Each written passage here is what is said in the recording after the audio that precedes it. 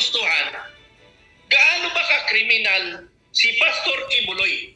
Nabigyan nyo ng pansin. Kaya nga nasabi ko sa Philippine National Police, masyado kayo sip-sip. Correct. Masyado kayo sip-sip. Mga sip-sip. Nagtaas kayo ng reward 10 million para lang arestuin, mahuli si Kibuloy, Pastor Kibuloy. Ano ba talaga kasalanan niya? Mabigat ba kasalanan niya compared to sa mga heinous crime?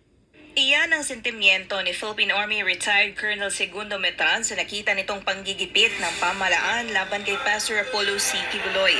Kung maalala, matapos ang marahas sa paglusog ng mga armadong kapulisan sa mga religious compound ng The Kingdom of Jesus Christ noong June 10 na nag-iwan ng matinding takot at trauma sa mga missionary ng KOJC, ay naglabas ang DILG ng pabuyan na aabot sa 10 milyong piso laban sa butihing pastor.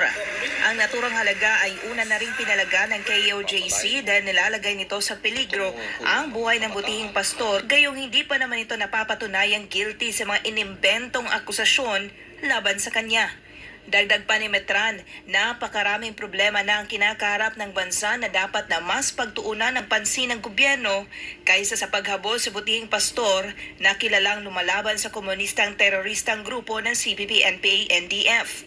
Ang daming heinous crime, ang daming problema ng bansa na isang pastor na nare-respeto ng ilang milyong Pilipino, and yet, binibigyan nyo ng pansin. Para ano? Para dahil na-insulto kayo? Ganon? Bibigyan nyo ng pansin? Lalo kayong, you create your enemy.